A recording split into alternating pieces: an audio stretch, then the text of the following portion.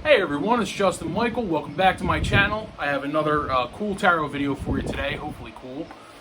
This is actually an interesting kind of concept that I'm doing this video on because I've seen several hashtags that I sort of wanted to participate in, but I've been very busy lately and I haven't had much time to spend on YouTube.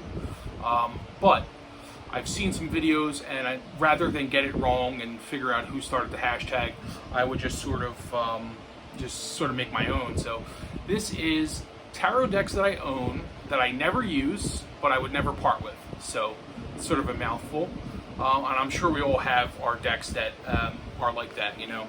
So anyway, my first deck that I'm going to show you is actually something I posted a picture of the Magician from on the Hermit's Cave earlier, and I've been really thinking about this deck a lot. But it's not something I've really delved into, and it's the Alchemical Tarot. The reason is it's a very deep, kind of complex deck, you know, that you have to really spend, you don't have to, you can do whatever you want, but I feel that I have to really delve into it. I have to really spend some time with it, and it's more for reflection and study as opposed to using. It's a little impractical to use because they're so big, so let me just show you. First off, it comes in this beautiful silver box that feels amazing. It's got a magnetic kind of enclosure and it has this really cool picture. You know, it's very alchemical, and when you open it up, it has the book inside and then the cards behind. It has these words on the inside right here, and I'm just going to read a little bit of that to you. So it says, to achieve the ultimate mirror and to learn the nature of the soul, wash the interior of the red retort and leave in a coating of warm water. Into this place, dephlogicated air, 121 stone, inflammable air. So this is very alchemical. I don't even know what this means, but it's very, very alchemical. It's like this formula that you know, he's this recipe basically. So that's pretty cool, and I have to research that. Like I said, I didn't really delve into this deck yet. Arthur Taussig, PhD, is the Arthur is the author. Okay, and the concept is very based on Jungian psychology. And if you've watched my channel before, you all know that I'm interested in Carl Jung. And I feel like, you know, Jung is one of those people that really haven't dealt too much with tarot, but reading his book, Man and His Symbols, sort of is one of the books that really helped me understand how tarot could be useful, put it that way. The sort of the catchphrase here is 78 keys to unlock your subconscious mind. Let me just read a bit of the introduction here just so you get a better idea. So I'll tell you who Arthur is. Arthur Taussig is a world-renowned artist and recipient of a National Endowment for Arts grant. His work has been shown internationally over 300 exhibitions and been acquired by dozens of major museums. I'm not going to read all the museums, but they're really, really good museums. So the Alchemical Tarot was born out of 10 years of study of Jungian psychology. Combining his interest in mysticism, mythology, psychology, and anthropology and art, Arthur Taussig has created a deck to be used as a powerful tool for self-transformation and personal alchemy. So, you know, Carl Jung was very interested in alchemy. He avoided the topic early in his career because it was a bit taboo and he didn't want to be seen as a quack, so he had to sort of establish himself as a scientist first, and then in his later career he started to reveal parts of his mystical kind of nature, and that's what I love about Jung, particularly in some of his later works. He wasn't afraid to address those big questions and you know, the mysteries of the universe and things like that, and the soul and consciousness and things like that, which we know very little about. In science we know very, very little bit about consciousness, but you know, so this is something that you would have to really, at least I feel, I mean, you can do whatever you want, but I feel like you should really invest some time in this deck. And part of the reason that I haven't really used it much, especially for readings, is because it's gigantic. You know, I could barely hold them in my hands. And just to show you, this is a tarot of a moon garden here. So it's about 2.5 times the size of that. So let me just show you some of the cards here. So it has these really cool backs. You know, it's very glossy, but they're big, you know. And then these are the images, which I find just fascinating. Very alchemical and very deep with symbolism. So if you're into alchemy, especially, you know, you probably will find this. Oh, before I show you all of them, I just want to show you the inside of the box too. So that's a really cool design as well. Just a beautiful, beautiful presentation. This is the card I actually posted on the Hermit's Cave today because I really feel a lot of magician energy lately. I really do. I just feel it. And it's rare for me, but I feel like I've been living a healthier life. I've been exercising. I've been reading. I've been mindful of my thoughts and just really trying to get focused. And I don't have a penny to my name. You know, I lost my job at the beginning of this whole quarantine thing, and it's just been really hard for me. And I'm looking for a job currently. My partner's been supporting me, but I feel really great. I do, and I just know something's going to happen soon. So I'm just sort of focusing on my health and my well-being, and then hopefully, ultimately, the other things will work themselves out. But I felt so good today. I said, you know, I just felt that magician card. I really did. It's the High Priestess here. So I'm not going to show you all of the cards. Obviously, it's not a full walkthrough. It's just mentioning decks that I don't really use, but love. So that's about all I'll show you. It's a very deep deck, and again, like, you know, it's fully illustrated, by the way, too. So another deck that I have that I don't really use much is this deck here, which is I guess I'll show you the Kim Kranz deck. So this is actually the Wild Unknown Tarot. And this is one of the decks that are very, very popular. Most of you probably have it. I feel that this deck sort of helped bring tarot back into popularity. It was like one of the first kind of really good mainstream decks that really got, especially people interested in art, back into tarot. I don't know, I could be wrong about that, but I just get that feeling about it. But I never use this tarot, and it's something I want to use, but again, it's just, I haven't used it, but I can never part with this because I love it. I really do. It's so beautiful. And I love Kim Kranz. I use her Archetypes deck, which I'll show you briefly just so you get an idea. That is a deck I use all the time, but I'll show you anyway. So the one Wild Unknown Tarot, here's the book. Really, really nice presentation. And the deck is in a box, so it's a box within a box, which I really love. So you could just take this out and set it on your tarot shelf or wherever if you wanted to. Which I love. She's very detailed, Kim, and she's also very into Carl Jung. She is, you know, very much like a mystic in that way, you know, and into Jung. But I really enjoy her Archetypes deck, and this is something I know I will like. I just haven't had the time to. So the book is. It's got a lot of detail, but not a lot of words, you know, and it's written in a way that you can really, it's not overwhelming, it's like just enough, you know, and it's really, really beautiful. The way she does things are just really, really nice. But this is the box, this is the, like I said, the box that holds the cards. Those are the backs, really, really beautiful backs, love those. And the deck feels so nice. It's such nice quality. And these are mixed up because I have used them, but I just don't use them often. But here's the Sun card. I'll just show you a few. Really powerful things. I know I'm like the opposite of everybody because everybody was into this deck for so long, and it's been sitting on my shelf for forever. And I will get there. I will use it eventually. You know. I have it, so ultimately I will use it. There was another deck I was looking for that I was going to show you, but I don't know what the hell happened to it. I put it somewhere and don't remember what I did with it. But just keep showing you this.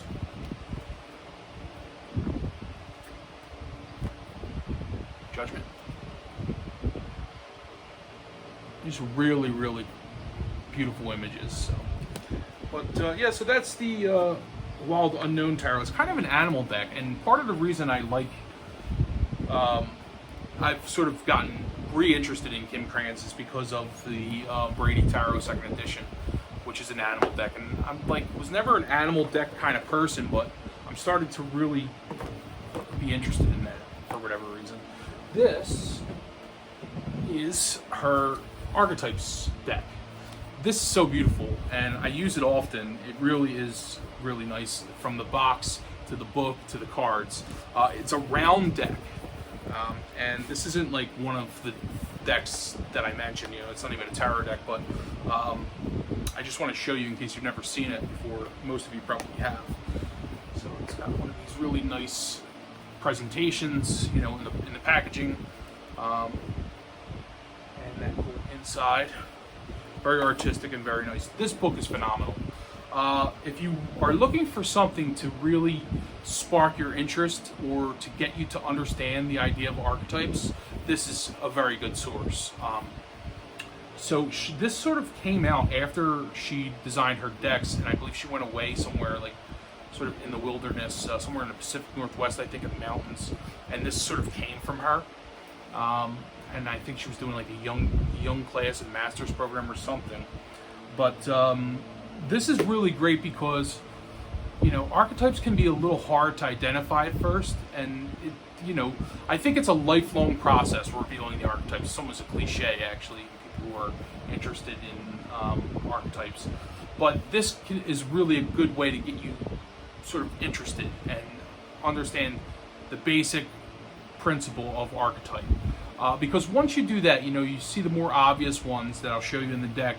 Once you start doing that, well, I'll tell you when I get there, but let me show you the book, and then I'll tell you that little tip that I figured out. But this is the book here, and all the way through, it's like handwritten style and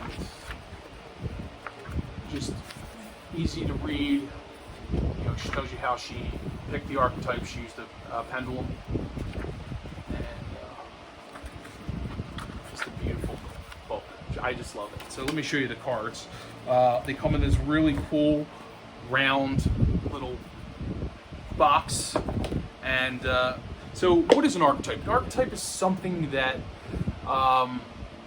exists in nature that anyone from anywhere in the world, whether you're, you know, a native from Alaska or if you're from Aboriginal Australia, you will understand what a mother is, the mother, the concept of the mother, the father, the wise old man, things like that.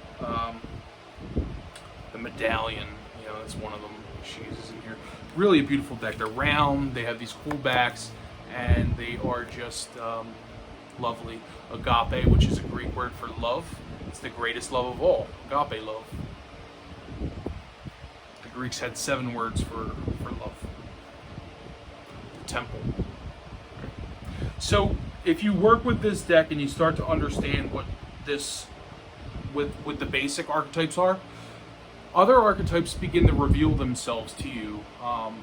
You start to see the more nuanced ones in nature, and you can relate them to your own life, specifically with the major arcana in tarot, because, you know, I found, for me at least, understanding the major arcana was it was almost like, it was very important for me to understand what archetypes were first, to really relate to and understand the power of those 22 cards.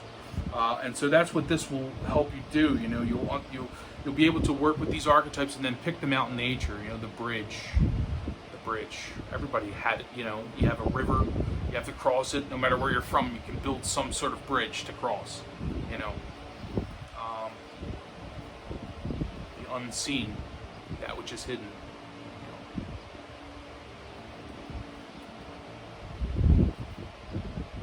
Some of them are a little more complicated. The Starborn, like, you know, you have to read it. You have to read about them and work with them. But I do use this deck pretty often. I wouldn't say not every day, but I use it, you know, pretty often.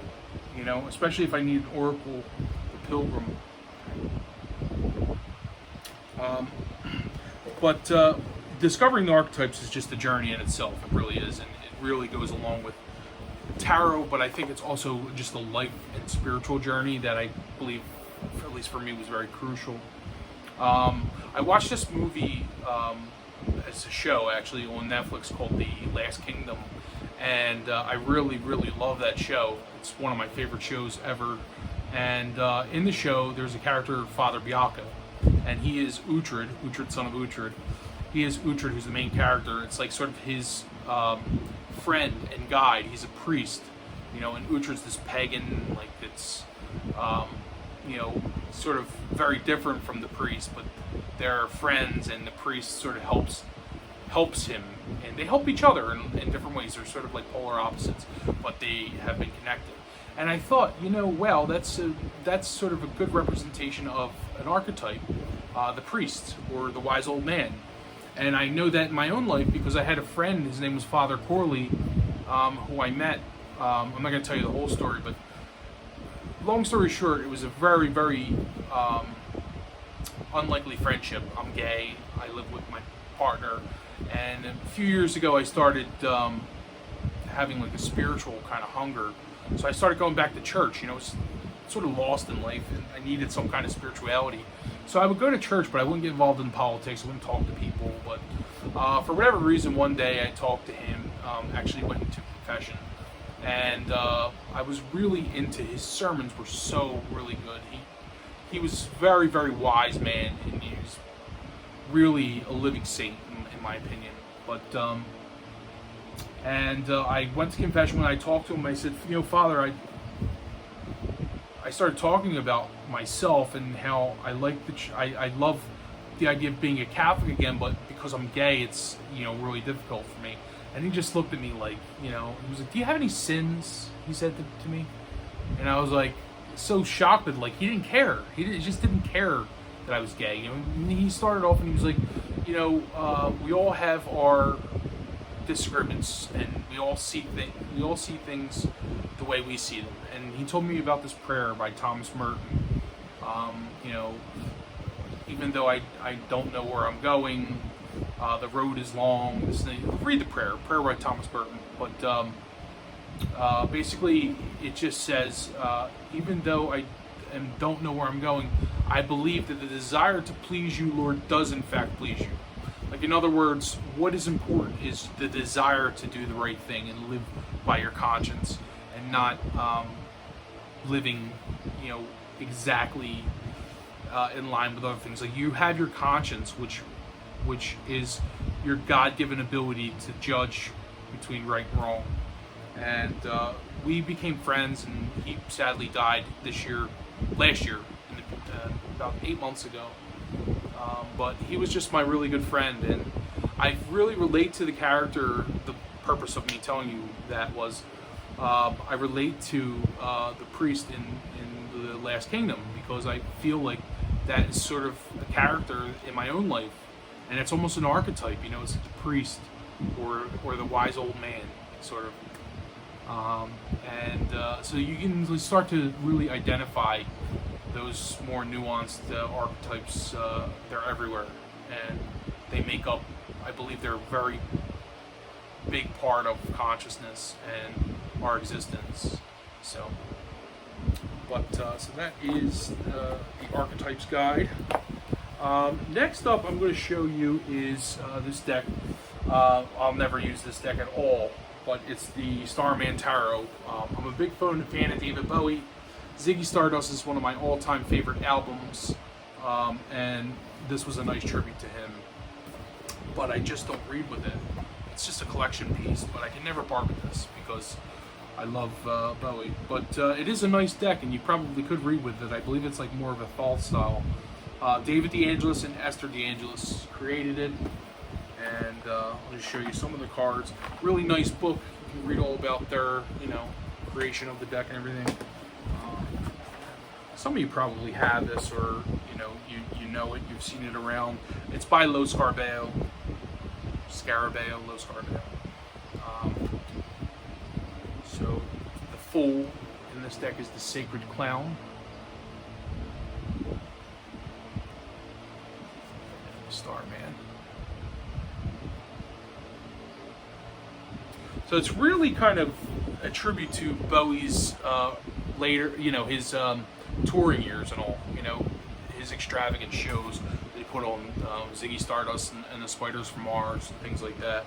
It's really, really cool, and I just love it. So, but I can never read with it. It's just not my kind of deck.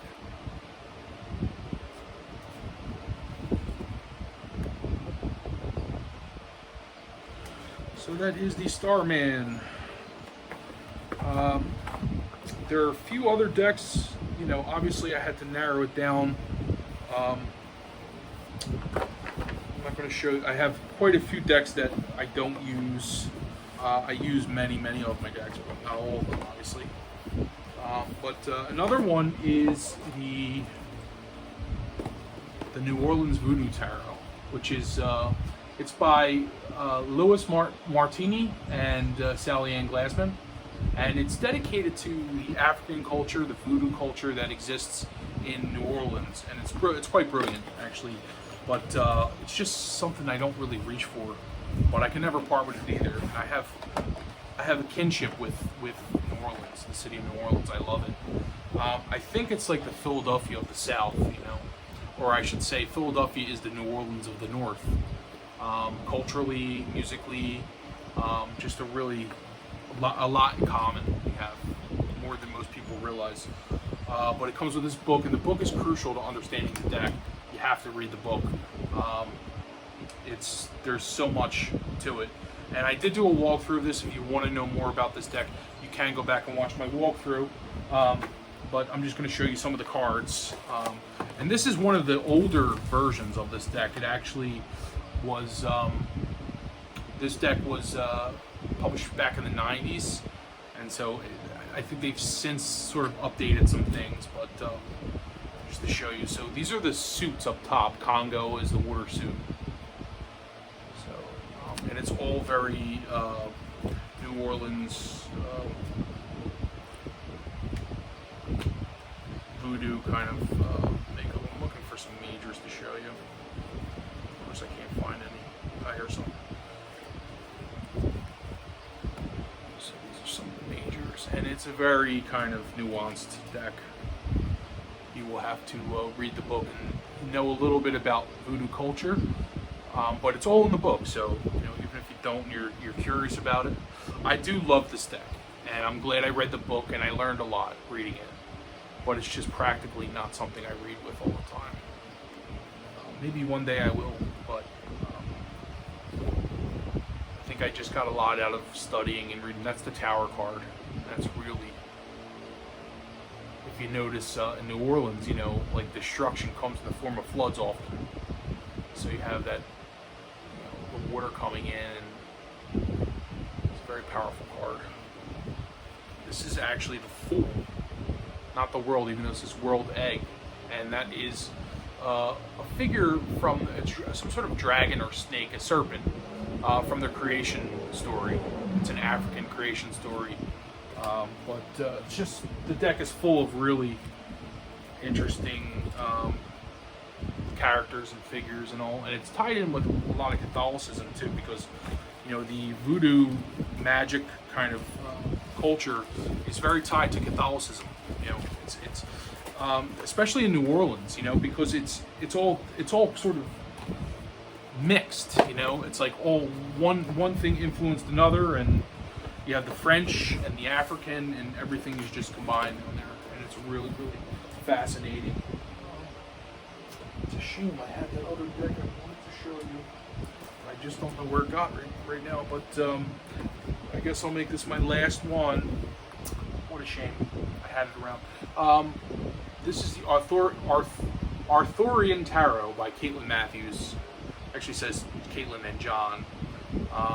But this is a classic, and I actually have one of her course books from the 70s that is so old and beat up it smells like mildew. I keep it in a plastic bag with baking soda because I don't want it to infect my other bags. But I never use this deck, but I plan to work with this eventually. When I find the time, I definitely will. But as you would expect from Caitlin Matthews, this book is great. A lot of information in here, and she's really you know, she's an authority. And right now I'm working with her book, The Untold Tarot, on Tarot de Marseille. It's sort of where I'm at in my tarot journey. And I find that book to be really helpful for Marseille. So she's been around forever. She's one of the, you know, she's one of the godmothers of tarot, you know, up there with Rachel Pollack and, you know, all the others. So, just to show you, this is a really nice deck. I believe it's Llewellyn. Wish the cardstock was a little better, but, you know, it's beautiful regardless. I'd like to get one of the vintage versions of this deck. So she's very much into Celtic mythology.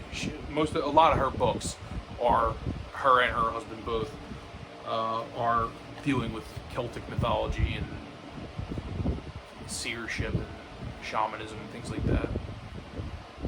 But this is one of the great I believe it's Celtic. You know, you see a lot of Celtic symbols. I don't know if it's a Saxon story or Celtic. It's sort of very similar anyway. But I'm not sure. You know, I always thought of King Arthur as an English story, but then again, the English are Celtic. If you go back far in history, it's just they became later influenced by, you know, the Saxons, the Germanic peoples that invaded. I guess because I grew up hearing, you know, that the English and the Irish were always different. But you don't realize that actually, you know, you have Wales and Scotland. So, but I think some of that is really just, you know, misinformation about, because the English are very much Celtic. I think. Correct me if I'm wrong. I don't know.